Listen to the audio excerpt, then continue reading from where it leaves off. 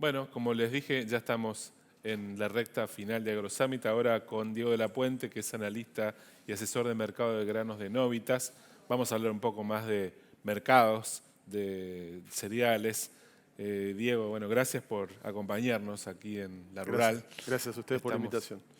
estamos en el epicentro de la lluvia, como veníamos hablando, pero bueno, el cambio climático es parte de la vida del mercado agrícola y creo que llegó para quedarse. Así que esto es algo a lo que nos tenemos que acostumbrar, para bien o para mal.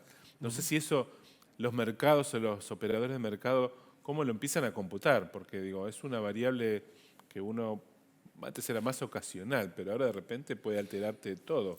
¿Cómo te toca? O sea, cuando tenés que empezar a hacer una proyección y decir, ¿le creo o no le creo? ¿Puede pasar o no puede pasar? ¿Qué grado, digamos, dónde está? ¿En el margen, en el medio? ¿Dónde lo ponen No, el clima? el clima es una variable, yo te diría, excluyente, fundamental, porque es lo que determina en definitiva la oferta.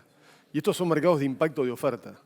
Mercado de impacto Eh, oferta. claro, Es así. porque lo que hace que el mercado sea volátil, que los precios vayan y vengan, justamente es algo que vos no podés, es como un cisne negro, ¿no? Es algo que vos no podés predecir.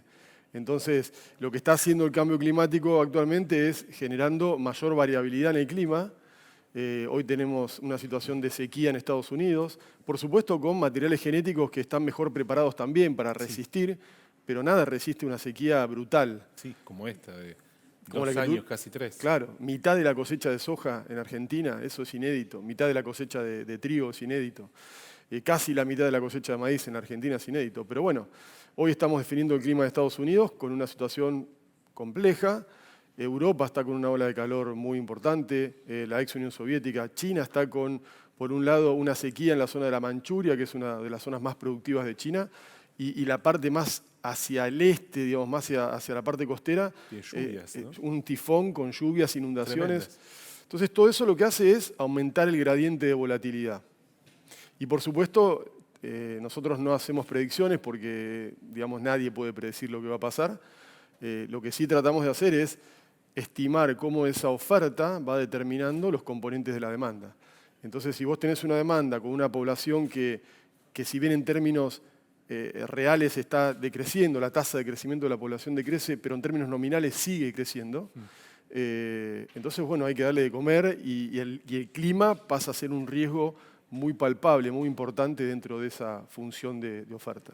Eh, la información sobre el clima en Argentina está a la altura de lo que representa Argentina como potencia productora del mercado de granos. O sea, ¿vos tenés buenas herramientas para predecir acá o mirás herramientas de afuera, por decirlo así? No, no, hay herramientas, yo no soy ni climatólogo ni meteorólogo, pero para ver lo que pasa con el clima en función de la oferta y las Sí. producciones, hay muy buenos elementos acá en la Argentina, pero te diría, te llevo al año 2012, Estados Unidos tuvo la segunda peor sequía de la historia y estábamos a una semana de una catástrofe productiva y digamos, la NOAA, que es como el Servicio Meteorológico Nacional de los Estados Unidos, proyectaba que el clima iba a estar perfecto.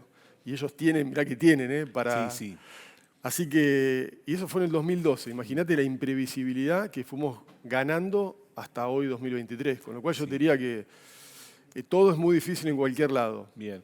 Te vuelvo de nuevo a la demanda, porque un poco vos decís, bueno, el clima hoy es un poco un factor clave para alterar la oferta o en todo caso determinarla. Y la demanda a mediano plazo, uno cree que crece porque decís, bueno, hay una cuestión nominal vegetativa, pero ¿cómo va cambiando, digamos, hacia el interior del mercado, por ejemplo, que algunas, no sé, cereales puedan tener una mayor o menor demanda? No sé, ¿qué es lo que afecta esa variabilidad, ¿no? ¿Cómo lo mirás? Lo primero que hay que entender es que tenemos dos componentes de demanda hoy. Uno es el alimento típico y el otro es el combustible. El combustible, claro. Claro. Y dentro de esos combustibles, los biocombustibles, ¿no? Tenemos bioetanol por un lado, tenemos biodiesel por el otro, pero ahora estamos con un desarrollo nuevo, sobre todo en Estados Unidos, que es el diésel renovable, que es como un upgrade, es como una mejora de lo que es el biodiesel. Ajá, Porque vos con biodiesel, por la forma de producción que tiene, solo podés reemplazar un porcentaje del combustible fósil. Con el diésel renovable podés reemplazar el 100%. Entonces, Hoy tenés un desafío tremendo porque Estados Unidos está con plantas fabricando plantas de diésel renovable que pueden llegar a generar demanda de 20 millones de toneladas de aceite de soja. Y cuando vos molés un poroto de soja obtenés 20% de aceite y 80% de harina. Con lo cual, si yo necesito 20 millones de toneladas de aceite de soja, necesito detrás 100 millones de toneladas de poroto de soja en Estados Unidos. Y además sabes que vas a tener un excedente de harina de soja. Que va a competir con nosotros, que somos los principales exportadores mundiales de harina. Entonces, no este año, pero... No, pero eso pero va a sí. venir y viene rápido. Entonces ahí cambia la demanda, como bien vos decís, o sea, por ahí los cereales empiezan a tener una demanda menos importante que los oleaginosos con alto contenido de aceite. Y después tenés unos desarrollos tremendos que están vinculados con, ya no con la carne sintética, por ejemplo, no es mi tema, pero hoy se está investigando hacer con soja, que es un vegetal, sintetizar proteína animal en un poroto de soja. Entonces, eso va a generar cambios desde el punto de vista de la demanda de los productos, cambios desde el punto de vista del área, de cómo se asigna el área a diferentes tipos de cultivos. Pero bueno, por ahora seguimos teniendo un monstruo que es China, que a pesar de que está un poco alicaído, porque está sintiendo el impacto de la crisis económica en función de la suba de tasas y demás, en el caso de la soja, por ejemplo, este primer semestre del 2023, las compras de soja por parte de China fueron récord, las importaciones. Y cuando tomamos el proyectado para el 2023 de todos los granos, China estaría importando el segundo nivel más alto de granos, incluido soja, de la historia. ¿Hay alguien que compita contra China en términos de demanda? O sea, si China se cae, ¿quién sería el que viene de atrás como...? Y hoy tenés el resto del sudeste asiático. China mueve el mercado global, no solo el argentino. Vos fijate esto, mirá, hay datos que son muy interesantes. China no es un productor importante de soja, pero es el principal importador mundial. Pero es el principal productor mundial de trigo y es el principal importador mundial de trigo. Es el segundo productor mundial de maíz y es el segundo importador mundial de maíz. Con lo cual, es una aspiradora. Todo lo que hace, que es un montón, no le alcanza. Y después tenés todos los países del sudeste asiático, Malasia, Indonesia, Vietnam, por ejemplo. El principal destino de las exportaciones de maíz a Argentina es Vietnam. Nosotros no le vendemos nada a China, porque China compra poroto de soja, lo muelen ellos, y nosotros exportamos aceite de harina. Yo te diría que el próximo desafío es la India, que hoy ya superó, por primera vez en la historia, un país supera a China en cantidad de población, ¿no? Con lo cual yo diría que ahí la India, en el mercado de los aceites vegetales, va a ser un desafío tremendo, ¿no? Para nosotros, para que el mundo pueda pensar cómo hace para seguir produciendo sin lastimar el medio ambiente, sin jorobar a la ecología y demás, pero pensando que el mundo va a seguir creciendo, que la tasa de población, por más que esté bajando en términos reales, en términos nominales, sigue creciendo y hay que darle de comer. Siempre me pregunté qué iba a pasar el día que China produzca más soja, ¿no? Porque uno cree que solamente compran, pero digo, la realidad, como decías bien, es que son los principales productores, no de soja en este caso, afortunadamente para Argentina, pero digo, la Argentina debería prepararse para escenarios distintos. ¿Cómo sentís que le llega al productor, que en definitiva es el que tiene que tomar la decisión de qué cultivar, cuánto hectáreas o espacio dedicarle? ¿Cómo le llegan al productor este tipo de transformaciones que va teniendo el mercado global? Vos como, digamos, estás en el medio, ¿no? Vos mirás un poco la demanda, te das vuelta y ves lo que es la oferta. Me preocupa eso, saber si hay como conciencia de que hay que ajustar algunos rumbos para el caso, ¿no? Sobre cereales u oleaginosas, como gran partido. Yo tuve la posibilidad de estar 2 veces en China y estoy convencido que los chinos prefieren cultivar más hortalizas que granos. Su negocio está en... ¿Más hortalizas que granos? Sí. Pierden muchas... Me tranquiliza eso, creo. Sí. Pierden muchas hectáreas a manos de la desertificación, de la urbanización. Entonces, yo creo que ellos ya tiraron el trapo, digamos. El partido ese de, bueno, voy a autoabastecerme, generan mucho más ingresos exportando otro tipo de productos y saben que tienen que importar alimentos, ¿no? Que siempre es una cuestión complicada. La guerra comercial entre China y Estados Unidos mostró que claramente para Estados Unidos los granos no son importantes en términos económicos, pero sí en términos estratégicos, porque pueden presionar a un país como China. Yo creo que ahí China lo que está haciendo es un trabajo muy inteligente en poner un pie muy fuerte en Sudamérica, en América Latina, que hoy es el principal exportador mundial de granos, ¿no? Como región. Te iba a llevar ahí, mirá, justo, estacionaste la respuesta, porque quería correr un poquito el zoom para atrás, sacarnos un poco del foco permanente como Argentina y decir, bueno, Sudamérica, porque nosotros creemos que somos el granero del mundo y la realidad es que no lo somos o no los únicos. Brasil es nuestro principal competidor, pero bueno, también por cuestiones tal vez más coyunturales, pero bueno, Paraguay y Uruguay en otros rubros, pero Argentina no es la única que mueve la aguja. ¿Cómo ves a Sudamérica en ese mercado? Y si nosotros somos conscientes de que lo que dejamos de hacer lo recoge Brasil, por ejemplo, ¿no? Sí, yo creo que nosotros, si lo miro con faros largos, que es un poco lo que yo hago, ¿no? Más que la coyuntura. Exacto, eh, es lo que me interesa. Bueno, yo creo que nosotros, si dejáramos de mirar la coyuntura actual, ¿no? Que es importante porque, por supuesto, la inflación, el tipo de cambio, quién va a ser el próximo presidente, Y sí. juega un rol muy importante. Pero hoy se está discutiendo un tratado de libre comercio con la Unión Europea, en el medio de una guerra entre Rusia y Ucrania, Ucrania siendo el principal proveedor de granos de la Unión Europea, ellos con una situación climática complicada, expropiando campos para cerrarlos por cuestiones medioambientales. Entonces nosotros tenemos una oportunidad tan enorme si lo pensamos como región. Pues yo creo que nosotros debemos tener una marca regional. O sea, hoy Sudamérica es el 65% del comercio mundial de soja, es casi el 50% del comercio mundial de maíz. O sea, somos determinantes y el mundo ya no está pensando en cosas superfluas. Hoy, después de la pandemia, las cosas importantes son la alimentación, la energía. Nosotros, como bloque, como región, producimos alimentos, energía, litio. Entonces, creo que si sacáramos un poquito el foco de la coyuntura y miráramos con faros un poco más largos la oportunidad que tenemos, me parece que ahí estaríamos en una alternativa y en una expectativa para nuestro sector impecable.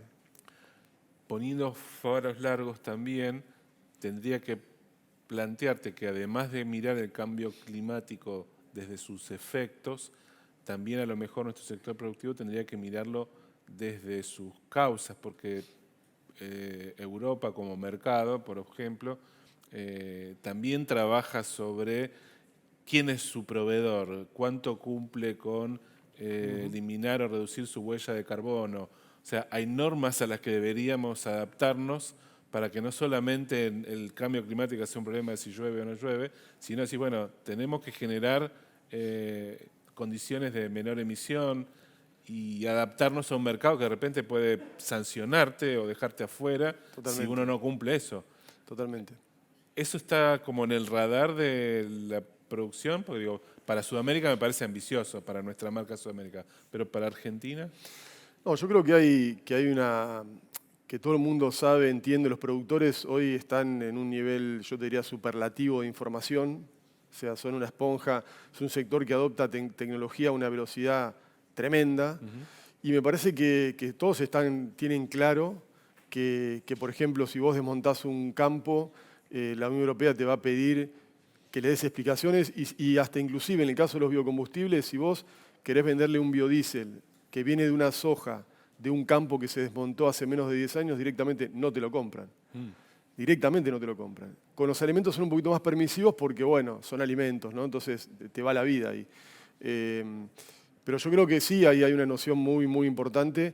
El problema más grave lo tiene Brasil, porque Brasil sí tiene una tasa de crecimiento de pérdida de bosques nativos y deforestación muy importante.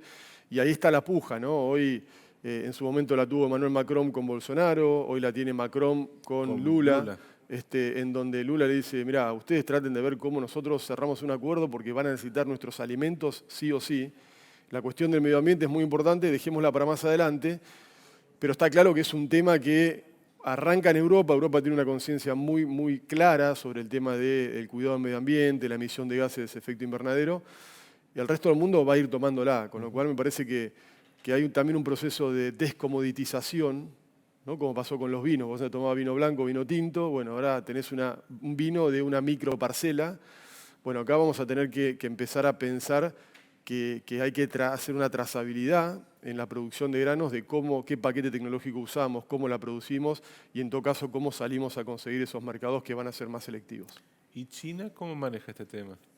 China es el país que más contamina en el mundo, pero es el Claro. que más dinero está gastando para tratar de contrarrestar esa situación. China Entonces, todavía tiene energía que nada, carbón. totalmente, sí, sí. Y después, digamos, de lo que fue la guerra comercial con Estados Unidos, la pandemia, un montón de cisnes negros que hemos venido teniendo desde hace 4 o 5 años, más aún.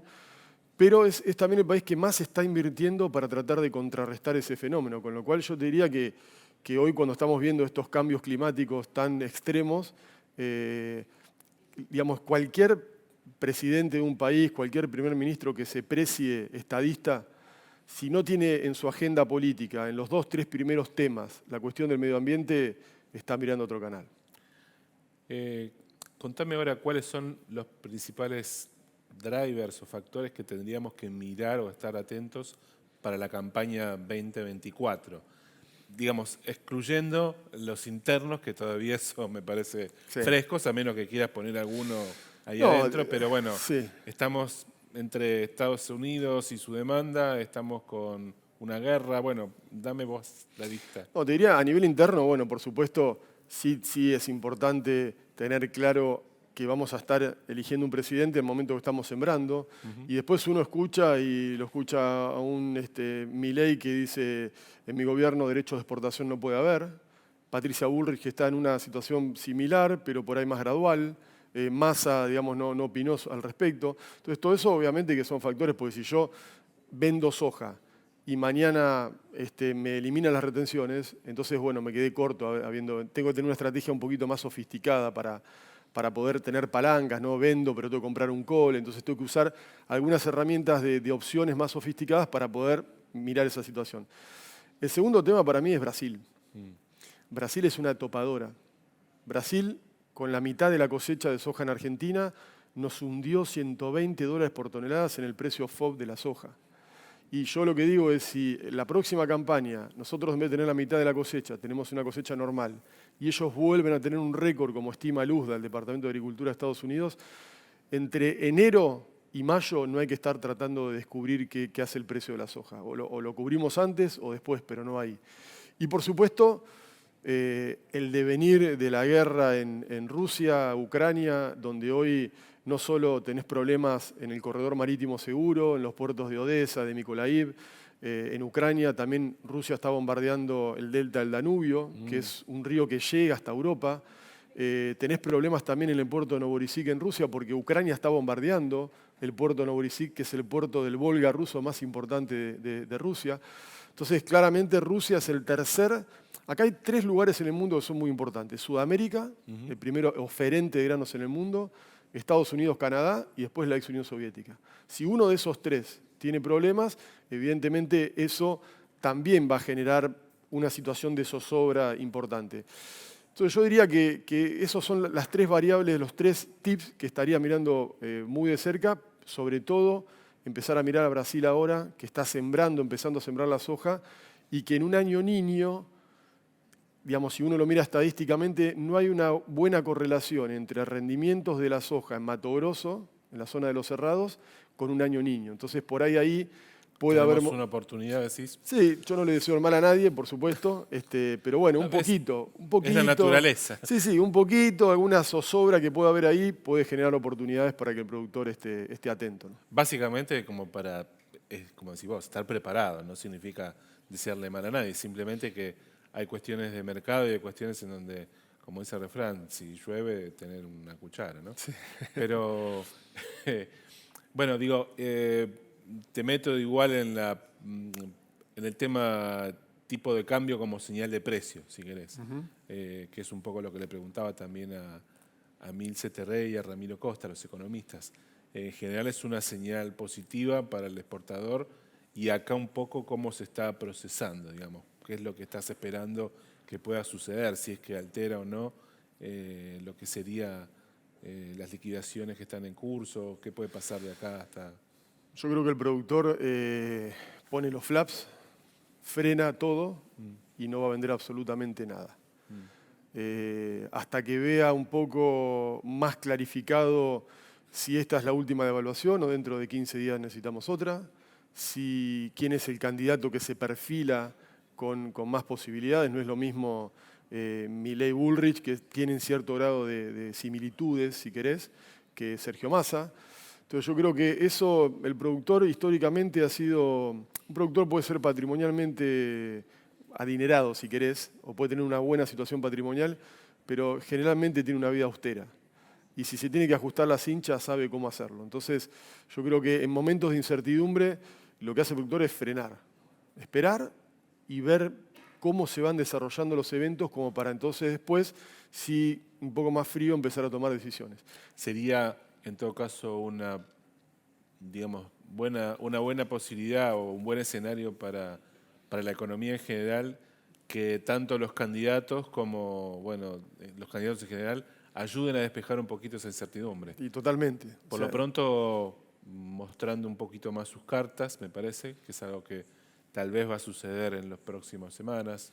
Candidatos a ministro de Economía, aclarar si la dolarización es algo para la semana que viene o no. Exacto. Creo que en realidad me parece que también hay parte de esa incertidumbre y ese temor es lo que yo veo como una sobrereacción en el mercado estos días, que tal vez falte claridad un poco en lo que puede pasar.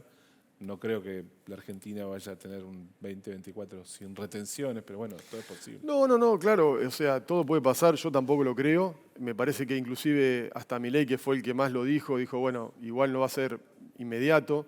Pero está claro que todo lo que se puede aclarar de los tres candidatos que tienen potencial a ser presidente, de su programa de gobierno, de sus equipos, sobre todo en materia económica, creo que eso va a ir ayudando a que se baje un poco la espuma y que tengamos... La incertidumbre es el punto previo a la definición. Entonces, cuanto menos incertidumbre tengamos, obviamente que mucho más cerca de que el productor esté también en una posición más cómoda como para poder comercializar sus granos. Diego, gracias por tu mirada, tu visión. Fue bueno poder hablar no solamente, más allá de la coyuntura, de saber a qué cosas tenemos que tener presentes para no el tan largo plazo, ¿no es cierto? Me pareció súper interesante el cambio que está generando la demanda de combustibles, biocombustibles, y lo de Brasil, para tenerlo presente. Muchísimas gracias a ustedes. Gracias a ustedes. Bueno, ya estamos para nuestra última charla de AgroSummit con el secretario de Agricultura.